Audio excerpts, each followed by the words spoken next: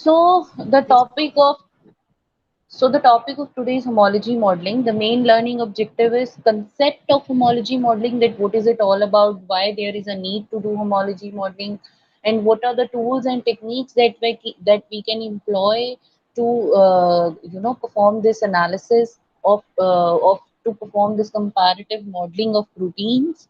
Okay, so first of all, what is homology modeling? This is also known as comparative modeling of protein, and it basically comprises of many techniques that allow us to construct an unknown atomic resolution model of a particular target protein. That means depending upon the primary structure of protein, that is always a amino acid sequence. From that amino acid sequence, we can go on inferring the experimental 3D structure of a related homologous protein. Homologous protein means the protein that is resembling with a particular template protein.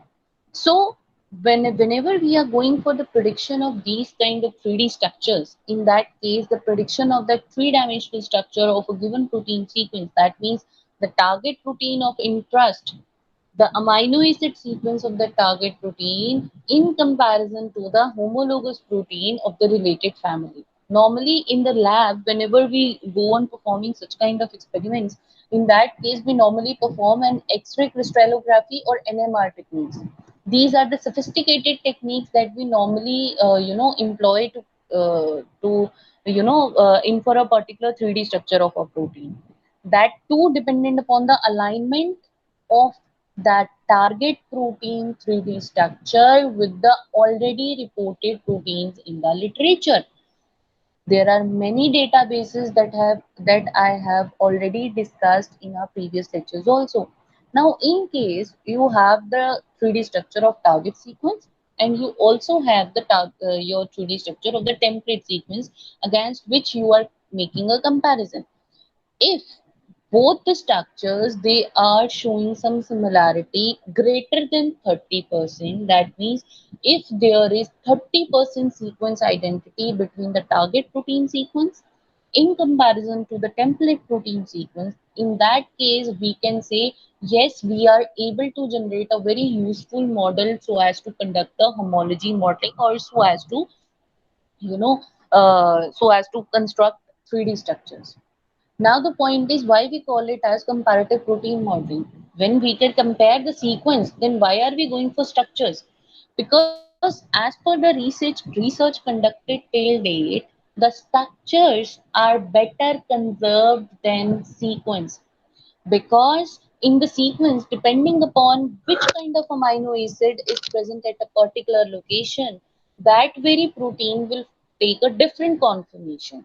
So if the sequence is similar, that means the structure would be similar, and if one or two amino acids are changing, the structure is not so the structure won't be changing so much, it would be conserved, because depending upon the other amino acid sequence in the vicinity of that very amino acid, that has mutated or it has changed or it has wobbled. So this is the reason we say it as the structures are better conserved than any kind of sequence, and we can basically use these structures of related family members so as to infer a model for a new sequence or a target. Now, whenever we talk about sequence similarity and structural similarity, as I told you, that the sequence identity should be minimum 30% or it shall be greater than 30%. So this is the chart showing, the sequence similarity and the structural similarity, and why we mark the sequence similarity above 30% a safe region. Now the point is, suppose your sequence similarity is around 30%. In that case, you can assign the function of a particular protein, the folds that are present in that very protein. You can either conduct more mutagenesis experiments so as to get a better version of that very protein. You can find the active site of that very protein. You can go for identification of the motif searching, which we have discussed in previous lecture also, in which motif discovery tools were discussed. You can go for further refinement of structure depending upon the NMR data. Now, if the sequence similarity is more than 60%, now as you can see in this chart, This is the percentage sequence identity or similarity, and these are the number of residues that has been aligned. So depending upon if 30% sequence is similar, so the blue line is showing the identical sequence and red thing is showing the similarity, that how much similarity is there. So if the sequence is 60% similar, that means such kind of proteins that are not present in a particular template, you can go for performing many protein engineering experiments. You can do many refinements and many replacements in the XRD data. You can ultimately get a very confined structure in which you can infer the substrate specificity. After that, you can go for SARS analysis, that is structure based drug designing mechanisms. So all these things are dependent upon the sequence similarity. Okay, moving on to the next slide. So this is the main concept. Suppose this is the unknown structure. Suppose you are having a protein and you have isolated a pure protein and you got its sequence from some outsource agency, and after that you don't know the structure, you only know the sequence. In that case, you go for aligning that sequence with the already available protein sequences in the literature.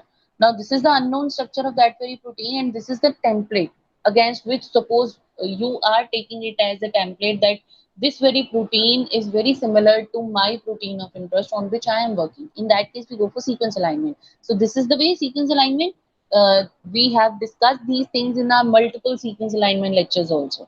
So in that case, after doing sequence alignment, depending upon the alignment of all the amino acid residues, we infer a 3D structure model, that what would be the conserved structure or what would be the structure of that very molecule.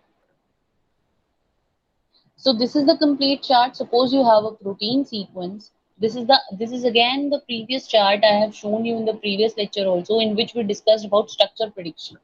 That when we opt for a structure prediction mechanism and when we go for homology. As you see, last time when we discussed about secondary structure prediction, we were having a protein sequence of our interest. We were doing blast analysis. If the sequence was found to be similar with the known structure, in that case, we will go for homology modeling.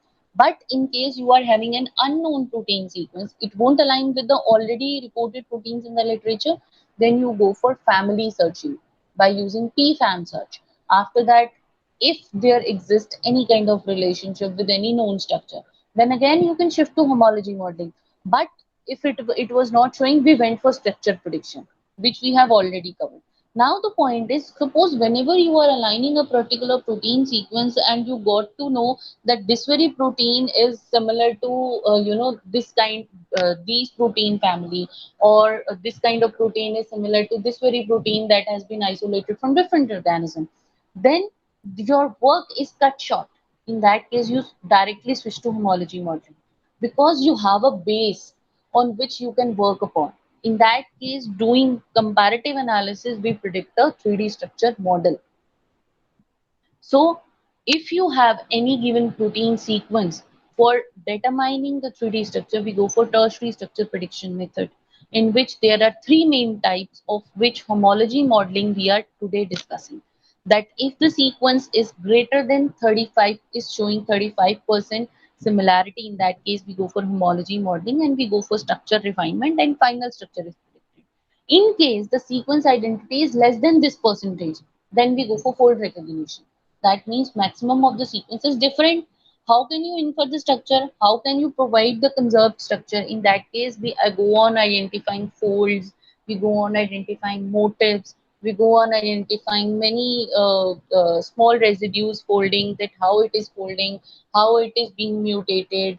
Then after doing that, we are having multiple structures in our hand, and then we go for the refinement. After that refinement, we then finally predict our final structure. So this is the main concept of homology modeling whenever we go for tertiary structure prediction.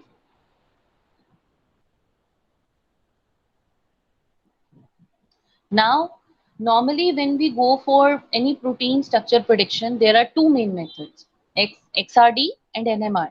However, both of these processes are very time consuming, very tedious, costly also.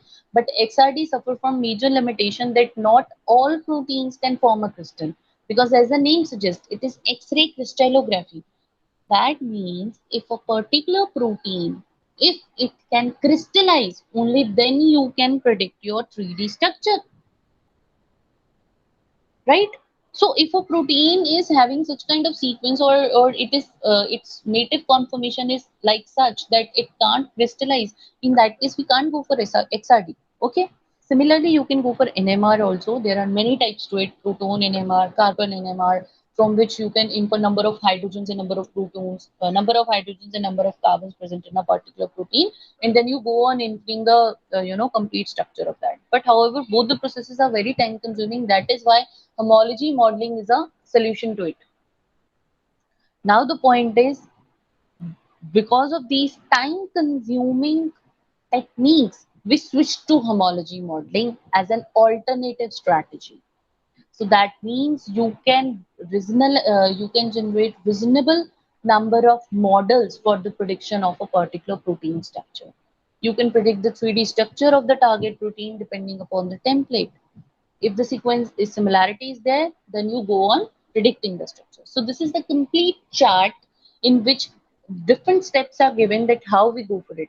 There are many structural databases in the literature. We have already discussed structural database, SCOPE, CAT. We have discussed various tools, SciBlast, BLAST, FASTA, fold recognition method.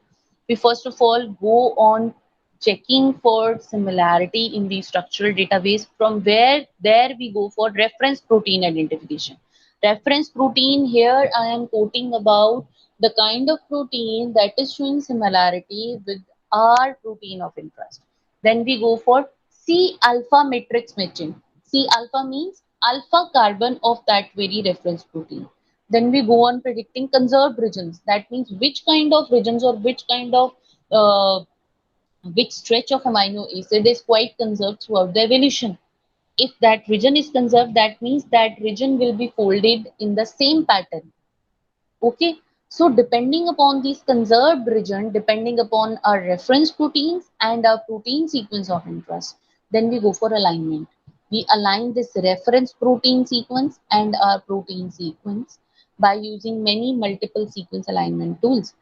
After doing sequence alignment, we predict many conserved regions, or you can say consensus regions, depending upon the similarity between both the sequences. And then we go for loop searching or generation, that where the loops are being formed, where the coils are being formed. Depending upon that, we give up initial model with the help of tool modeler. There are many tools available. These are the names of those tools. After that initial model, we go on predicting what are the side chains. For example, you must have read in biochemistry that the first amino acid, that is glycine, it is having hydrogen as side chain. Alanine, it is having methyl group as side chain. Valine, it is having CH2CH3 as side chain. So we go on predicting side chains, rotamers, is there any enantiomers? So depending upon that, we refine that model that we have proposed earlier. And then we go for structure analysis and we check that whether this structure is correct or not. So this is the complete chart or complete steps. And these steps, these are basically divided into these 7 parts. That is, first of all, template recognition and initial alignment. Then we go for alignment correction. Then we go for backbone generation, loop modeling, sidechain modeling, model optimization, and model validation. We will be discussing each of these steps one by one. First is template recognition and initial alignment. Okay? Is there any doubt till now, Shalini? No, ma'am.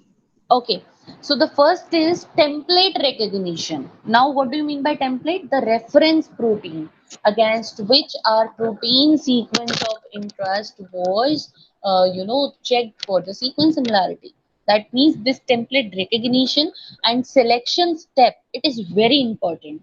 And in that case, we have to search many structural databases. That means PDB. PDB is Protein Data Bank for homologous protein whose structures are already available in the literature. So we can perform this search by using various alignment programs such as BLAST or FASTA. This is FAST. Okay, so BLAST is basic local alignment search tool.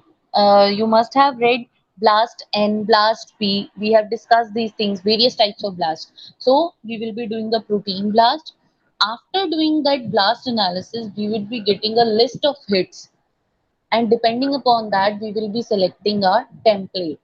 That modeling template and their corresponding alignments, depending upon that, in which we mainly get two type of matrices. Those two type of matrices are, one is residue exchange matrix and second is alignment matrix. Alignment matrix means the the template sequence is aligned to the query sequence, right? Next step is alignment correction. See, in the first step, we have uh, recognized the template. We have selected the template depending upon the alignment. Now the next step is alignment correction, because sometimes what happens, it is very difficult to align two sequences in a particular region. Whether the sequence identity is very low, but there are some regions or there are some patches on which certain sequence matches. In that case, we go for alignment correction.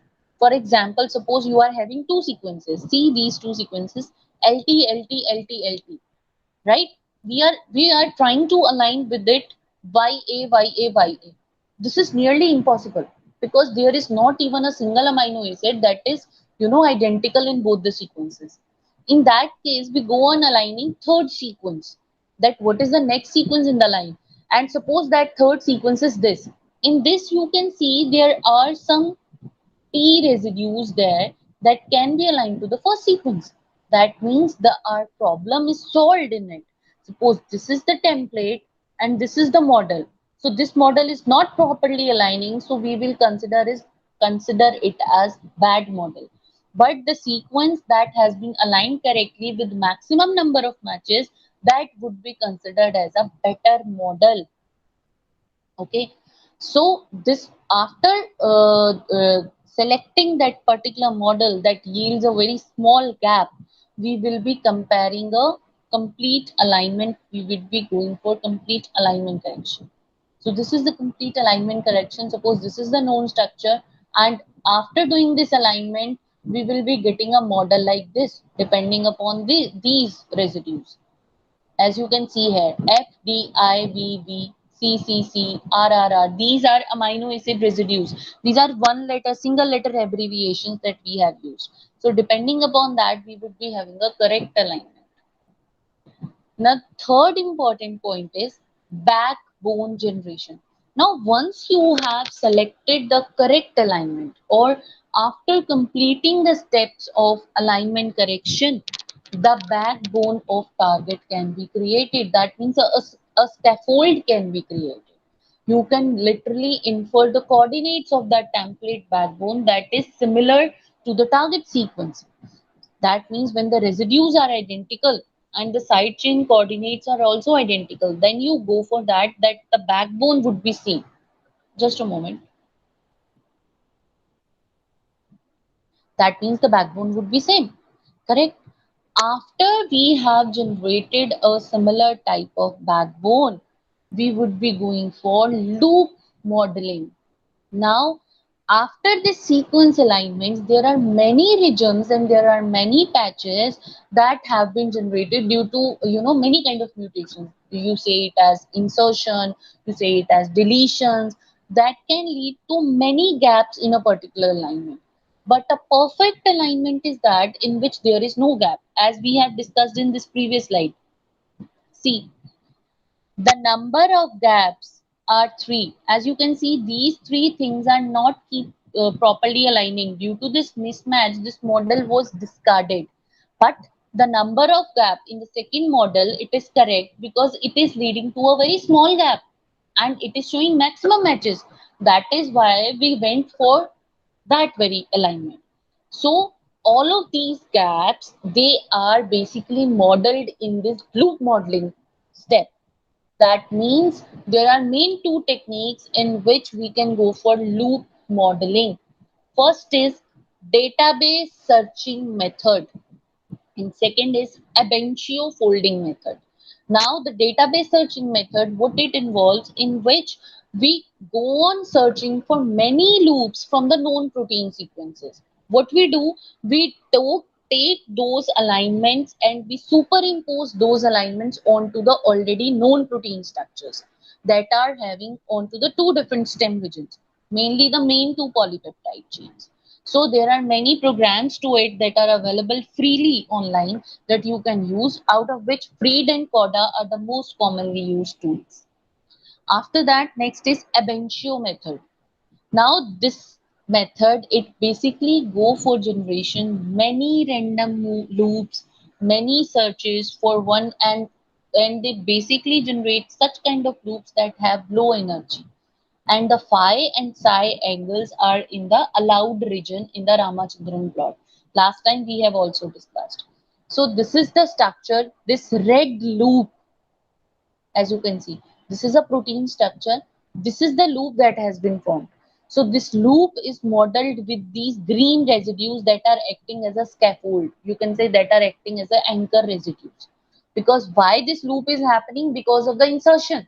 That is why that very sequence would be looped out and it will result in a longer loop. Fifth step is side chain modeling. Now, this step is very important whenever you are going for the 3D structure prediction, because different amino acids, they opt different conformation depending upon the side chains that are present. So it is quite important if you want to infer protein ligand interaction at the active site, or you can say if you want to infer protein protein interactions at a particular site. So a side chain that is normally built, that is normally, depending upon that side chain, different conformation at different torsional angles are happening, are taking place in the different proteins or the different amino acids. And why the presence of the side chain is affecting the conformation? Because these side chains interaction with the neighboring atoms, it basically have effect on the interaction energy, it have effect on the conformation.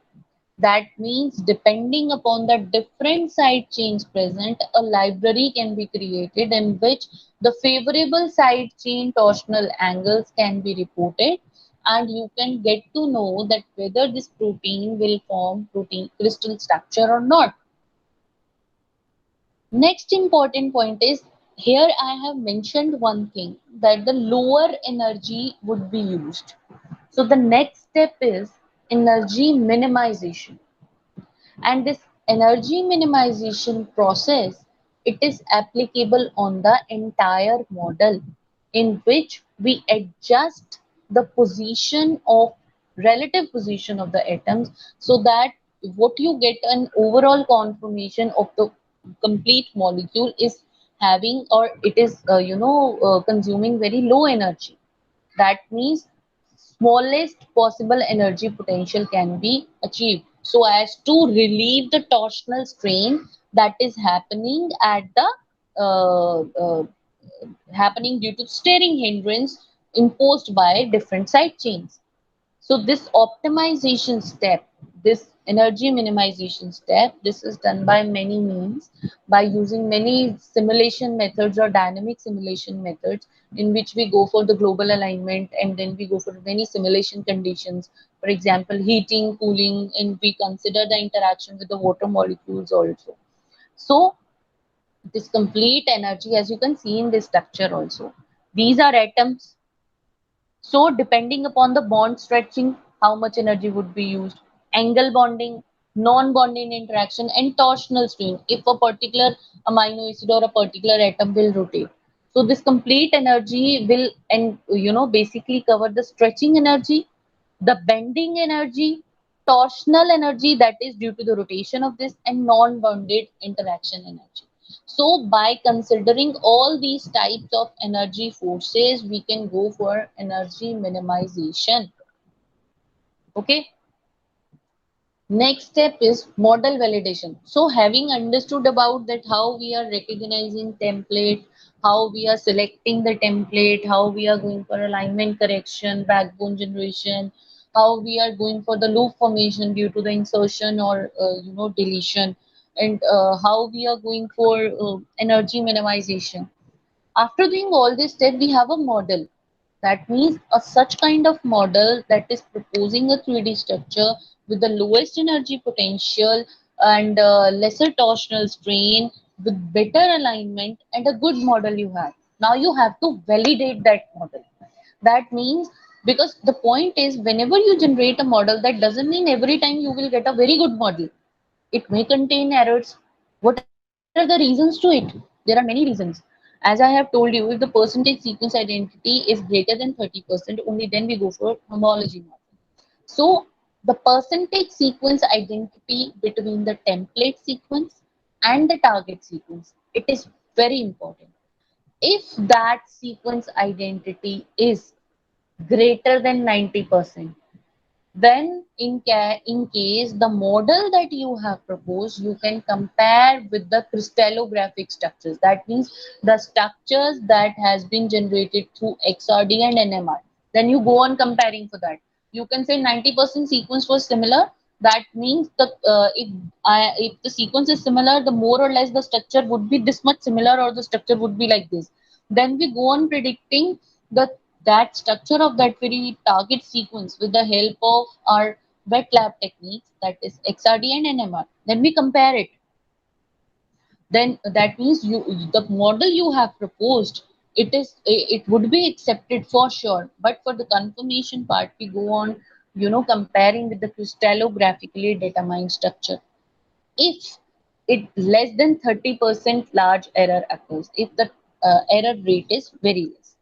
Now, what happens is, sometimes we have identified the template, but the template is having numerous errors. In that case, whenever you are going for inferring the final model, in that case, we go for identification of torsional strains or torsional angles. That means we go on checking phi and psi angles. What is the bond length? What is the close contact atoms? Is there any stirring hindrance?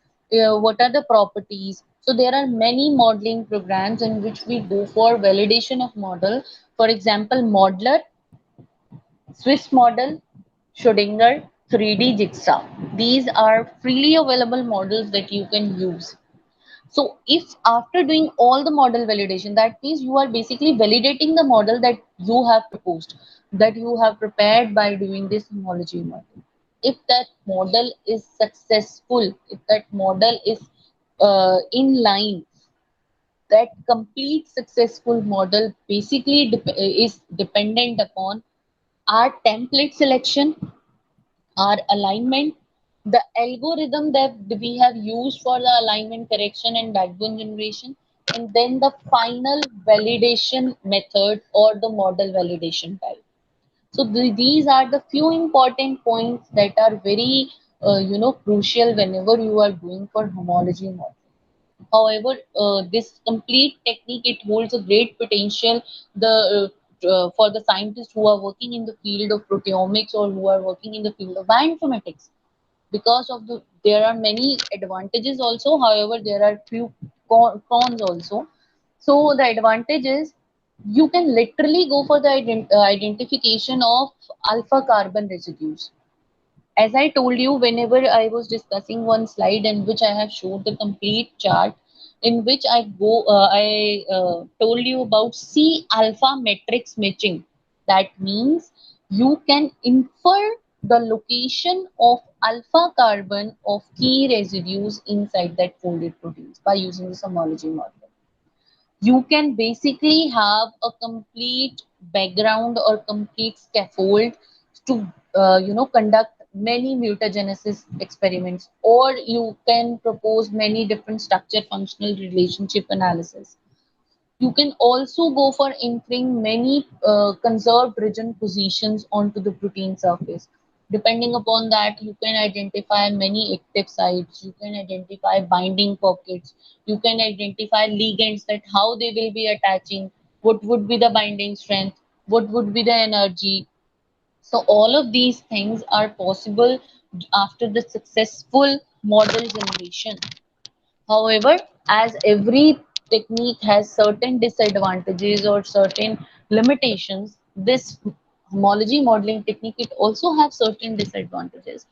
That means sometimes whenever you are having a protein sequence with large number of insertion and deletions, or varied side chains, in that case they are these homology models, that means the models that have been proposed by using these techniques, they are not able to predict the exact conformation, or you can say they are do not able to produce exact 3D structure with great accuracy. Now, another point is this homology modeling, it is not useful in the modeling and ligand binding study, docking studies, or in some drug designing or drug development processes. In that case, we go on inferring, we have to depend upon crystallographic structures also. However, sometimes it may provide some scaffold or it may provide some base if the sequence identity is quite high. But however, this is not so successful in that. So, in nutshell, what you can say, how good can homology modeling be? It will completely dependent upon the sequence identity. If the sequence identity is less than 30%, that means your model have serious errors. If the sequence identity of the template sequence and target sequence is 30 to 60%, that means you can go for crystallographic analysis, you can go for molecular replacement in the crystallography, you can have a model, you can go for performing many site-directed mutagenesis experiments, you can propose a model, but if the sequence identity is quite high, it is falling in the range of 60 to 100%. In that case, you can compare the proposed model with the crystallographic structures so as to infer the substrate specificity. That means the model you have proposed, it is quite correct. It is validated. So you can go on identifying that. So this complete homology modeling, it is dependent upon what? Sequence identity. That is the major point in this homology modeling. Is there any doubt, Shalini? No, ma'am. Okay, great. So, this was all for today, in which we have basically what we have discussed, the various steps, the various methods, the various tools, what is the requirement of it, why we need to do it. So all of these things are very important, and this concept is also very important. However, there are many other methods in which we go on predicting for tertiary structure prediction. Like in our coming lectures, we will be discussing about threading method. We will be discussing about Abentio prediction methods. So all of these methods that play a major role. However, it consumes a very less time because you just need a desktop and a good internet connection for it. And then you go on performing your work. Okay? Yes, ma'am. Okay, so Shalini, your quiz would be opening within a minute. You can also shift to LMS. Meanwhile, if you have any query, you can ask me or any problem.